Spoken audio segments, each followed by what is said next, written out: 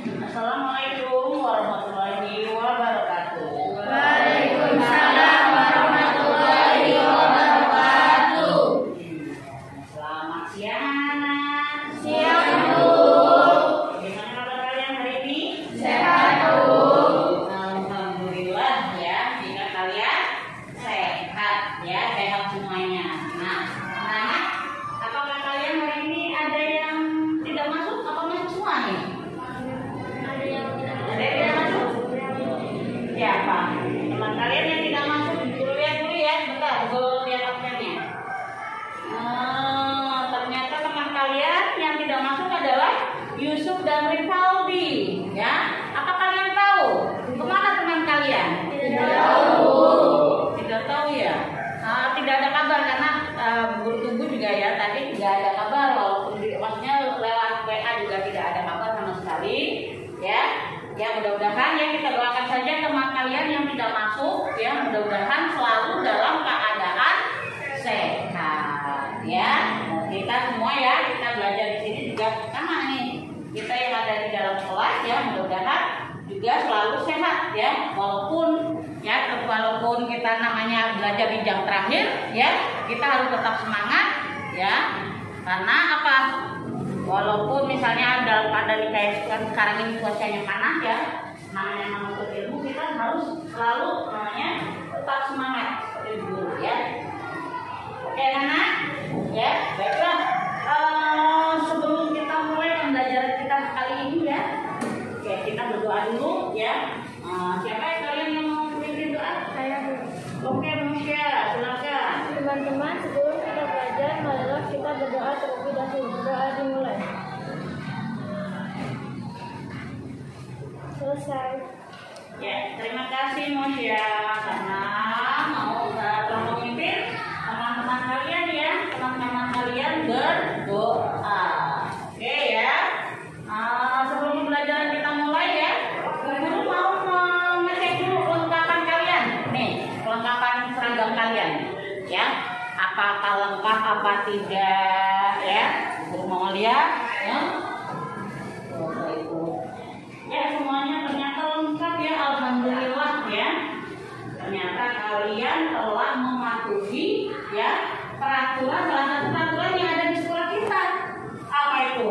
Memakai seragam sekolah ya. Jadi kalian benar-benar bagus ya, karena sudah mematuhi peraturan ya, peraturan yang ada di sekolah kita. Oke anak-anak ya, walaupun kita nih ya belajarnya dalam keadaan situasi pandemi ya, dulu kalian juga nih sekarang kita dibagi menjadi 2 sesi ya. Jadi ada yang pagi, ada yang siang ya, karena memang kita sedang menjaga protokol kesehatan kita ya. Jadi nggak boleh kalian berdua-dua, menjaga jarak. Jadi kalian itu harus menjaga jarak ya, walaupun kita dalam keadaan pandemi COVID-19. Guru juga tidak akan bosan-bosannya ingin mengingatkan kalian ya mengenai mematuhi protokol kesehatan ya dengan apa? Dengan 5M. Apa itu 5M?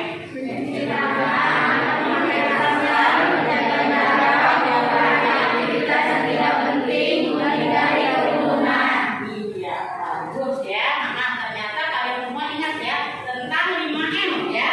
Alhamdulillah ya. Nah, kenapa kita mematuhi protokol kesehatan? Yaitu agar kita terhindar dari COVID-19 ya. Kita semua berharap semoga negara kita ya terbebas dari COVID-19 dan kita bisa kembali dalam keadaan normal. Sebelum belajar mulai, kalau guru mau mengingatkan coba. Kalian ada yang masih ingat tentang materi yang kemarin? Ya, coba siapa yang ingat? Ayo. Pengaruh perkembangan ekonomi kreatif terhadap penyelesaian masalah Indonesia. Banget ya. Ternyata kalian masih mengingat materi yang kemarin, yaitu mengenai pengaruh perkembangan ekonomi kreatif terhadap masyarakat Indonesia. Coba sekarang siapa yang tahu materi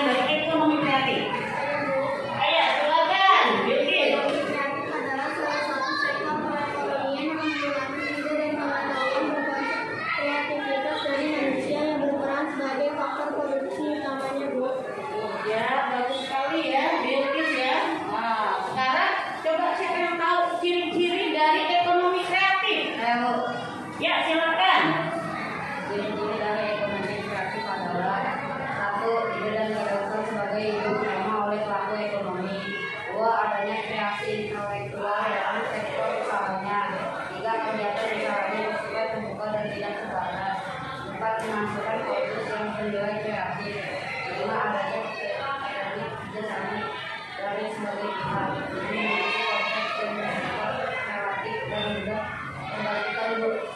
Iya, benar ya Pasir ya. Alhamdulillah ya, Ibu sangat senang sekali ternyata kalian semua masih mengingat materi ya kemarin ya. Nah, anak-anak, untuk materi kita kali ini ya itu adalah kelanjutan dari materi yang kemarin tentang ekonomi kreatif ya. Nah, baiklah, untuk lebih jelasnya Bu Guru akan men-share PPT-nya ya, PowerPoint-nya ya.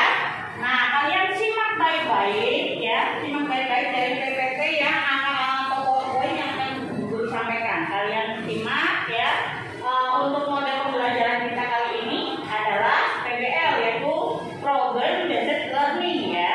Jadi nanti kalian simak baik-baik karena nanti ini berkaitan dengan LKPD yang akan kalian kerjakan ya. LKPD-nya itu nanti berkaitan dengan tema ini, ya, jadi kalian harus simak baik-baik ya. Oke. Nah, ini dia ya. Sekarang tujuan pembelajaran kita kali ini adalah ya, tujuan pembelajaran dari materi pengembangan pusat-pusat keunggulan ekonomi, yaitu untuk apa? Keunggulan ekonomi untuk kesejahteraan masyarakat. Adalah yang pertama adalah tujuan pembelajarannya adalah mengidentifikasi pusat-pusat keunggulan ekonomi Indonesia. Yang kedua, menjelaskan pengaruh pusat-pusat keunggulan ekonomi dalam berbagai bidang kehidupan ya. Nah, Indonesia itu memiliki banyak keunggulan dalam bidang ekonomi ya. Nih, keunggulan ekonomi yang dimiliki oleh Indonesia dapat menjadi potensi peluang bagi kesejahteraan masyarakat Indonesia. Pengelolaan keunggulan ekonomi yang tepat dapat bermanfaat bagi kesejahteraan masyarakat. Nah, sekarang siapa yang tahu ya pusat-pusat keunggulan ekonomi yang ada di wilayah Indonesia? Ya, silakan Revan. Itu PT Freeport Indonesia, dua perusahaan tambang minyak negara atau PTMN, tiga berarti Indonesia Bu. Iya betul, ya betul sekali ya. Yang contoh yang diberikan oleh Revan ya. Bagus. Nah, selain nih ya, yang kita lanjutkan PPT-nya ya. Untuk mengetahui keunggulan ekonomi yang dimiliki Indonesia serta pengaruhnya terhadap masyarakat, ya, mari kita ikuti pembahasan berikut ini nih ya. Yang pertama tadi sudah dijelaskan ya. Tadi contohnya ya mengenai pusat-pusat keunggulan ekonomi yang ada ya, yang ada di wilayah Indonesia tadi sudah dicontohkan oleh Revan ya, yaitu yang pertama adalah PT Freeport Indonesia ya, yang kedua adalah perusahaan tambang minyak negara, dan yang ketiga adalah Batik Indonesia. Tadi bagus ya Revan ya. Selanjutnya ya, pusat-pusat kita bahas tentang pusat-pusat keunggulan ekonomi Indonesia. Pusat-pusat keunggulan ekonomi Indonesia itu ada yang dikelola sendiri ya, kita mengelola sendiri, negara kita mengelola sendiri pusat-pusat keunggulan ekonomi, dan ada pula yang melibatkan investor asing ya. Nah, sekarang kita akan membahas mengenai ya pusat-pusat keunggulan ekonomi. Yang pertama adalah tadi yang dicontohkan oleh Revan ya. Itu adalah PT Freeport Indonesia. Nah, ini dia. Nah, ini PT Freeport Indonesia. Nah, perusahaan ini, kalian pernah mendengar nggak? Perusahaan ini ada di mana? Coba kalian perhatikan. Petanya ini peta apa nih? Wilayah mana nih? Provinsi mana? Papua, betul ya. Ini adalah provinsi Papua. PT Freeport ada di mana? Tepatnya di Mimika, Papua ya. Perusahaan terletak di Kabupaten Mimika, Provinsi Papua. PT Freeport menambang ya, memproses dan melakukan eksplorasi terhadap biji yang mengandung tembaga, emas dan perak ya. Itu adalah yang dikelola oleh PT Freeport. Ya, selanjutnya kontribusi dari PT Freeport bagi negara itu ada. Makanya negara itu banyak mendapatkan masukan pendapatan itu dari PT Freeport. Ya, karena apa? PT Freeport mengolah biji emas, ya, ada gunung emas yang dikelola oleh PT Freeport. Ya, contohnya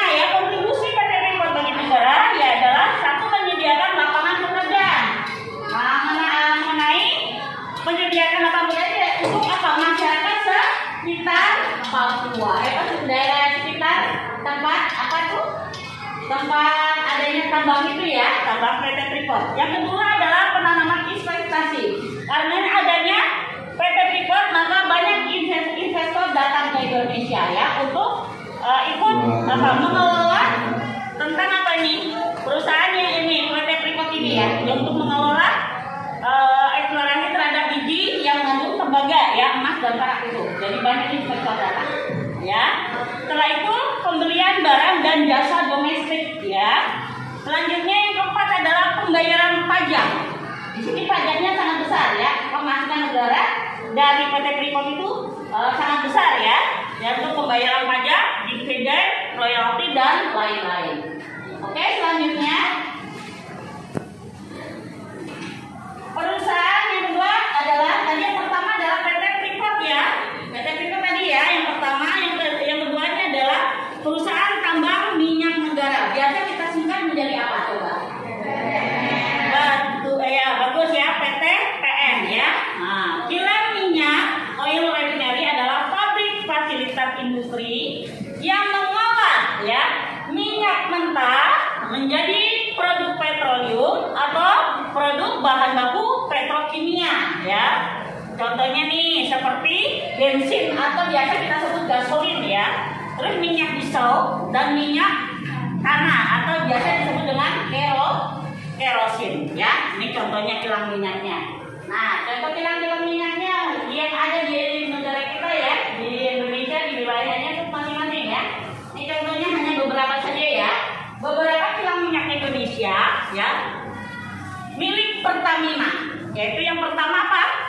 Kilang Pangkalan Berandan yang ada di mana? Di Sumatera Utara. Yang kedua adalah kilang Dumai atau SEI yang SEI Pekming yang ada di Riau. Bagus. Yang ketiga adalah apa? Kilang Cilacap di Pulau Jawa yang merupakan satu-satunya kilang yang memproduksi aspal dan base oil untuk kebutuhan pembangunan infrastruktur di tanah air ya. Yang keempat apa? Kilang Balikpapan. Di mana? Di Kalimantan Timur yang merupakan kilang minyak yang mengolah minyak mentah menjadi produk-produk yang siap dipasarkan yaitu BBM dan non BBM. Ya, kita ya. Selanjutnya ya. Selanjutnya adalah apa? Kilang minyak apa? Kilang minyak Kasim di Desa Malaban ya, Kecamatan Segat, Kabupaten Sorong, Papua. Lokasi kilang minyak ini berada di sekitar kilang Petrocina. Alasannya karena apa? Karena dekat ya, karena berada di sekitar kilang Petrocina dengan berbagai macam pertimbangan. Jadi ada pertimbangan kenapa kilang Kasim ini berdekatan dengan kilang Petrocina ya. Ini ada di sini. Jadi berdekatan ya. Selanjutnya adalah kilang Balongan, yaitu berada di mana? Di Indramayu, Jawa Barat. Di sini ada nggak yang berasal dari Indramayu? Nggak ada. Aslinya mana nih? Oh, Depok ya. Oke, lanjut ya. Jadi kilang Balongan Indramayu, Jawa Barat ya. Kilang ini memiliki nilai strategis dalam menjaga kestabilan pasokan BBM ya, yang ke DKI ke DKI Jakarta, Banten dan sebagian Jawa Barat. Jadi kita mendapat pasokan ini sebenarnya BBM itu kita mendapat pasokan dari mana? Kilang Balongan yang berada di Indramayu, Jawa Barat. Selanjutnya adalah kilang Cepu ya, Jawa Tengah. Dari Jawa Tengah memiliki tugas untuk menjamin pengadaan BBM untuk rakyat dan pertahanan di Pulau Jawa. Jadi dia itu memiliki menjamin pengadaan BBM, jangan sampai ada apa kehabisan atau kelangkaan akan BBM ya. Kita sangat membutuhkan, makanya dijaga. Ini untuk berjaga-jaga ini. Kilang Cepu ya memiliki tugas untuk menjamin pengadaan BBM ya. Selanjutnya tentang pembukaan pusat ekonomi yaitu Batik Indonesia ya. Yang ketiga ini adalah Batik Indonesia. Batik merupakan apa? Salah satu hasil ekonomi kreatif ya yang bernilai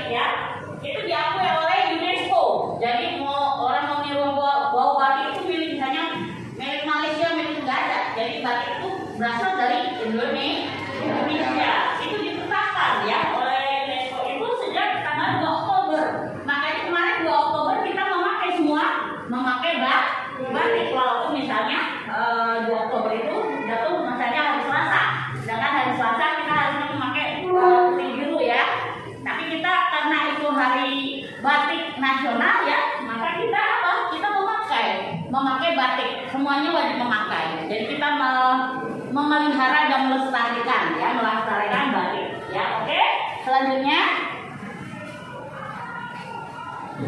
nah, dilihat dari teknik pembuatannya, batik dibagi menjadi berapa? Coba yang kalian tahu batik menjadi berapa dibagi? Nah, 3, bagus. Batik apa saja? Batik tulis. Nih, batik tulis merupakan kain yang dihias dengan tekstur dan cara batik yang menggunakan tangan. Namanya batik tulis. Yang menggunakan tangan, ya. Satu kain dapat dihasilkan dengan waktu kurang lebih 2 sampai 3 bulan. Kenapa lama? Karena ditulis pakai tangan, ya.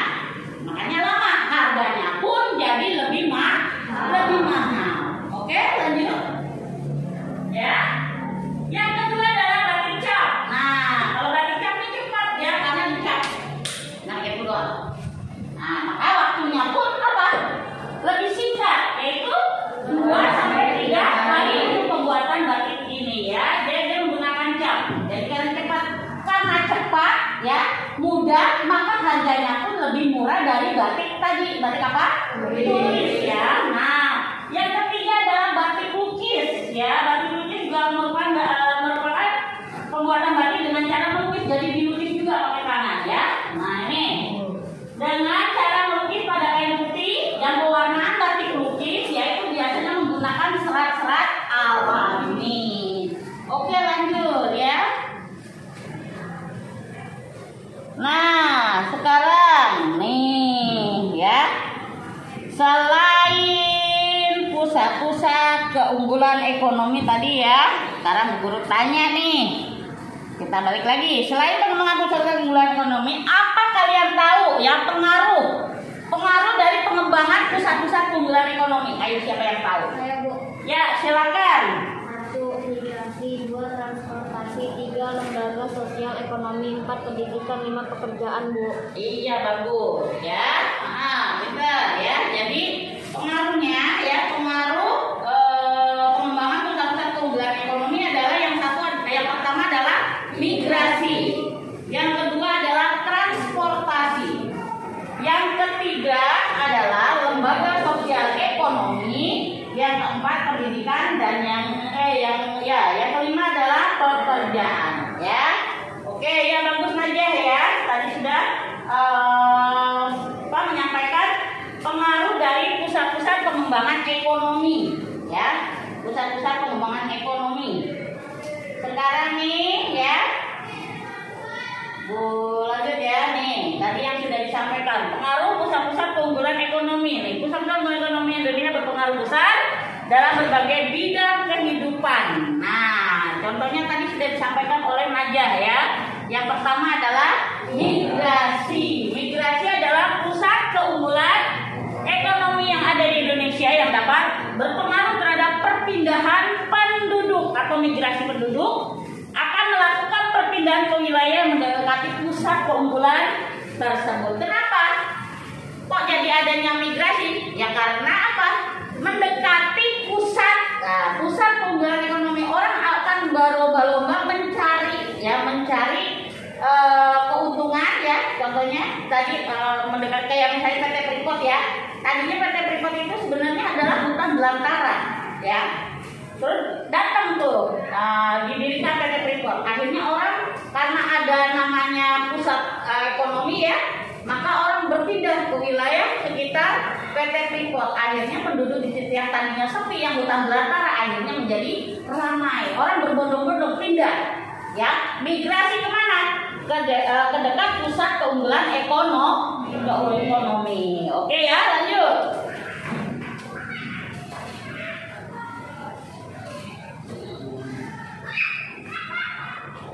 Nah, tuh tadi sebagai contoh tadi yang sudah disampaikan, keberadaan PT Freeport berpengaruh terhadap kehidupan dan migrasi penduduk di Papua. Jadi sebelum tahun 1967 ya, Papua itu merupakan apa tadi? Daerah Mimika itu merupakan hutan belantara ya. Nah, selanjutnya karena ada PT Freeport beroperasi, maka penduduk mulai masuk ke wilayah sekitar tambang, sehingga pertumbuhan penduduk di Mimika menjadi meningkat. Tadinya sepi jadi padat ya. Oke. Oke, selanjutnya adalah transportasi. Nah, ya. Tadi Naja sudah bagus ya tadi menyampaikan tentang pengaruh pengembangan pusat-pusat ekonomi ya. Oke. Selanjutnya Bu Guru pengen tanya ya mengenai pusat-pusat telah disebutkan nih. Ada yang mau menanggapi nggak tentang pengaruh pusat-pusat keunggulan ekonomi yang disampaikan oleh Naja? Ya, silakan siapa? Kayak Almira. Oh ya, silakan Almira. Pengaruh pusat-pusat keunggulan ekonomi bagi masyarakat Indonesia yaitu 1. Migrasi. Pusat keunggulan ekonomi yang ada di Indonesia dapat berpengaruh terhadap perpindahan penduduk atau migrasi karena penduduk akan melakukan perpindahan ke wilayah yang mendekati pusat keunggulan tersebut. 2. Transportasi. Mobilitas penduduk tidak dapat dilakukan tanpa adanya sarana dan prasarana transportasi yang memadai. 3. Lembaga sosial ekonomi. Sebuah lembaga nirlaba yang mengelola dana kemitraan.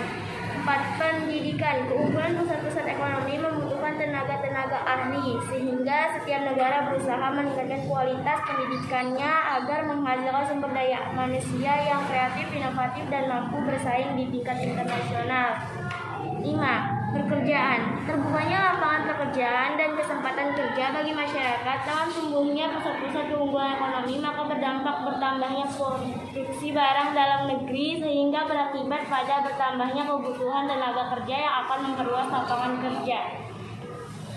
Iya, wah bagus ya, hebat sekali ya si Almira ya, karena sudah bisa memberikan penjelasan mengenai pusat-pusat keunggulan ekonomi bagi kesejahteraan masyarakat. Bagus ya, alhamdulillah ya. Ternyata anak-anak ibu ya sudah pintar, sudah mampu mengetahui tentang pengembangan keunggulan pusat-pusat keunggulan ekonomi ya untuk kesejahteraan masyarakat. Oke anak-anak ya, sekarang kalian ibu bagi kelompok ya. Kelompok menjadi 4 kelompok ya. Karena kelompok 1, kelompok 2, kelompok 3, kelompok 4 ya. Nah, silakan kalian diskusi ya, kerja kelompok ya, mengerjakan LKPD yang sudah ibu bagikan. Dan waktunya adalah 20 menit untuk kalian berdiskusi ya. Silakan nanti berdiskusi sebaris-baris ya. Nanti pokoknya setelah 20 menit kalian kita nanti langsung mempresentasikan ya. Nah, Bu Guru harap kalian itu bisa, karena namanya kerja kelompok berarti harus saling kerjasama ya. Silakan kalian diskusi dulu ya. Diskusi bareng-bareng namanya ini ya, kerja kelompok. Boleh misalnya saling kerjasama nih pokoknya ya. Jawabannya apa, itu ada berapa pertanyaan di LKPD tadi? Ada 4 ya.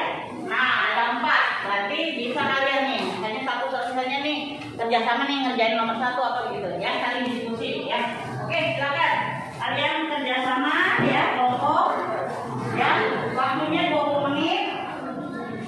Nanti setelah itu kita presentasikan, oke?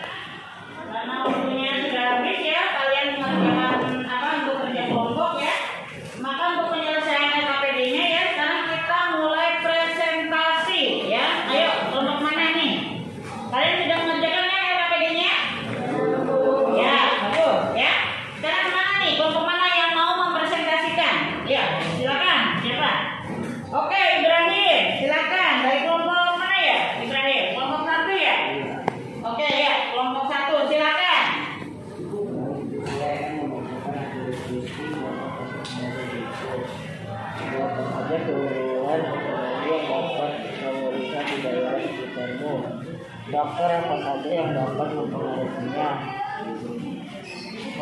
Perindustrian dan pariwisata. 2. Bandingkan keberadaan PT Freeport dalam mempengaruhi kehidupan dan migrasi penduduk Indonesia Papua sebelum dan sesudah tahun 1957. Keberadaan PT Freeport mempengaruhi kehidupan dan migrasi di Papua sebelum tahun 1967. Wilayah Sumatera Papua, Alura, Bukan, dan Salah PT Freeport mulai masuk wilayah sekitar Jawa sehingga penduduk Indonesia meningkat.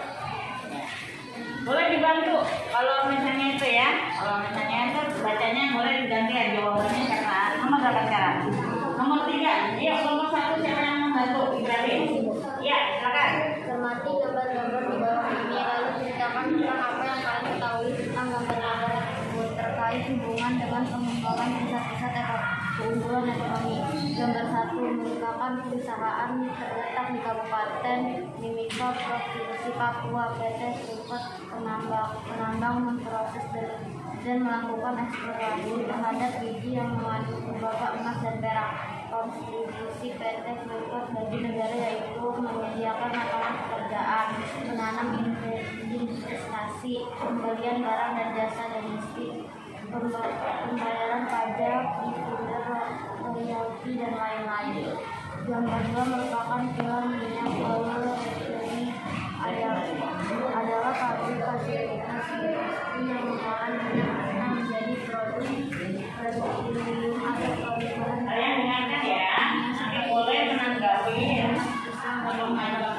boleh silakan. Ya, lanjut boleh silakan. Ini beberapa Ya. beberapa kilang minyak Indonesia milik Pertamina. 1 kilang Makalan Belanda Banjar Sumatera Utara. 2 kilang Rumahan atau Sini di Riau. 3 kilang Cilacap di Pulau Jawa merupakan satunya kilang yang memproduksi aspal dan membahas oleh untuk kebutuhan pembangunan infrastruktur di tanah air. 4 kilang Balikpapan di Kalimantan Timur merupakan kilang minyak yang mengolah minyak mentah menjadi pabrik-pabrik yang siap dikotanya di daerah Mandalika. 5 kilang Kasim di Desa Malangan, Kecamatan Teke, Kabupaten Sorong, Papua. Lokasi kilang ini berada di sekitar kilang Petro Dinas dengan berbagai macam timbangan. 6 kilang Pelabuhan Indramayu, Jawa Barat yang memiliki nilai strategis dalam menjaga kestabilan pasokan dari DKI Banten dan sebagian Jawa Barat. 6 kilang Tebu, Jawa Tengah memiliki tugas untuk menjamin pengadaan BBM untuk rakyat dan pertahanan di Pulau Jawa. Nomor 3 merupakan batik adalah salah satu hasil nasional kreatif yang bernilai tinggi dan merupakan bagian dari kebudayaan. UNESCO telah menetapkan batik sebagai warisan manusia untuk budaya lisan dan non-bendawi sejak 2 Oktober 2009. Dilihat dari teknik pembuatannya bagi menjadi 3 bagian. 1. Batik tulis merupakan kain yang dihias dengan background tekstur dan corak batik yang menggunakan tangan. Satu kain batik dapat dihasilkan dengan waktu kurang lebih 2-3 bulan. Dan batik batik merupakan kain yang dihias dengan tekstur dan corak batik yang dibentuk dengan cat butuh waktu 2-3 hari untuk pembuatan batik tulis. Batik tulis merupakan bentuk batik dengan cara melukis pada kain putih berwarnakan yang menggunakan serat kain. 4. Materi tentang pengaruh pengembangan pusat unggulan ekonomi ke pemberdayaan masyarakat. Dengan adanya pusat unggulan ekonomi ini diharapkan dapat meningkatkan kesejahteraan masyarakat dari meningkatkan kualitas pendidikan dan budaya manusia. Demikianlah yang sampaikan. Ya, alhamdulillah ya. Kelompok 1 sudah menyampaikan hasil diskusinya ya, sudah mempresentasikan hasil diskusinya ya. Lanjutnya ada kelompok lain ya yang ingin menyampaikan pertanyaan kepada kelompok 1. Ya, silakan gitu. Siapa namanya? Oh, Miguel ya, silakan. Apa kontribusi pada freeport lingkungan? Oh, yuk ada yang mau menjawab nih pertanyaan dari kelompok 3 ya, dari kelompok 3, ayo kelompok 1, silakan. Ya, silakan. Saya mencoba pertanyaan dari dua bagi negara antara lain. 1. Menyediakan lapangan pekerjaan. 2. Penanaman investasi. 3. Pemberian barang dan jasa domestik. 4. Pembayaran pajak, dividen, royalti, dan lain-lain. Iya, bagus ya. Tadi siapa tadi dari kelompok 1 ya. Sudah menanggapi tentang tadi yang kelompok 3 ya yang menyampaikan. Oke, selanjutnya ya benar jawabannya dari jawaban dari kelompok 1. Ada lagi yang mau bertanya? Ya, silakan Alifah. Pertanyaannya adalah apakah dari pusat pengembangan ekonomi selain Pertanyaan dan batik. Ya, baik, bagus ya pertanyaannya ya. Ada yang mau Saya Bu, menjawab ya, silakan. saya akan mencoba menjawab pertanyaan dari kelompok 3. Pusat-pusat keunggulan ekonomi selain PT Freeport, PT MN dan Batik adalah 1. Pertambangan, 2. Perkebunan, 3. pariwisata. Iya, bagus ya. Baiklah ya, kelompok 1 tadi sudah selesai ya mempresentasikan hasil diskusi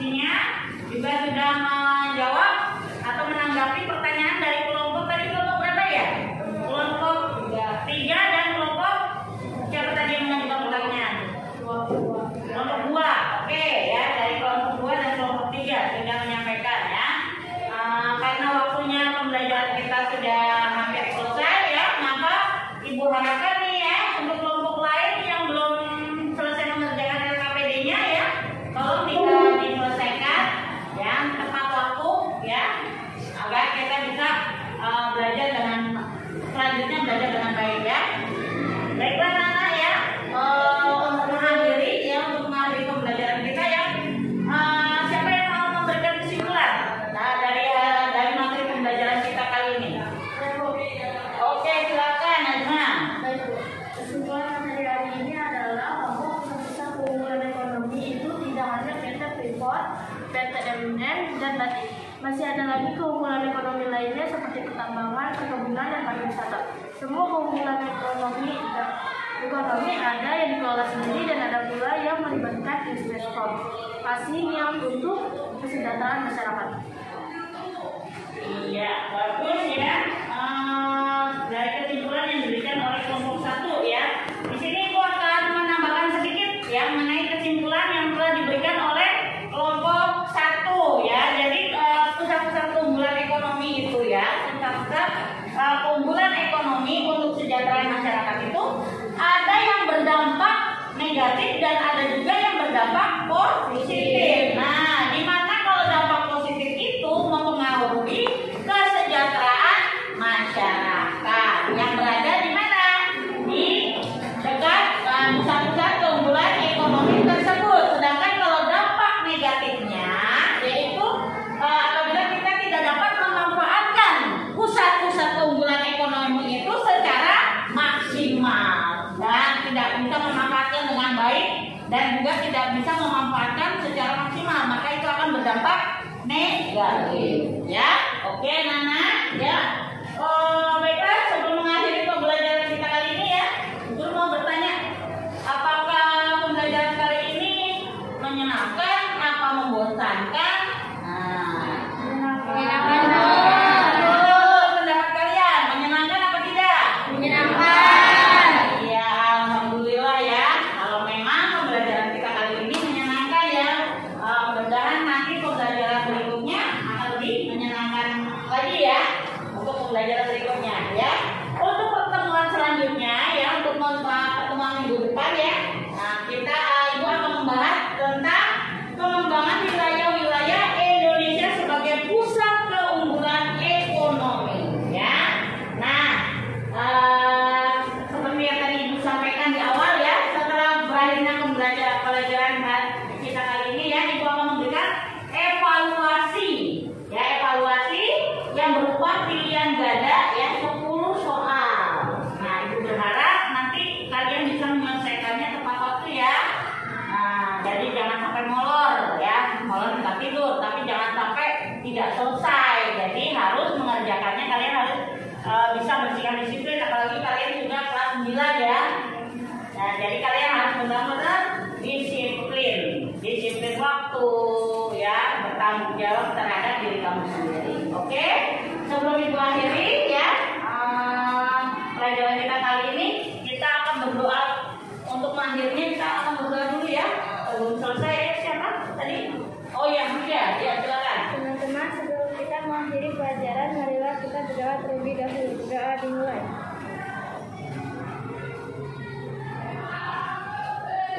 Selesai. Ya, terima kasih.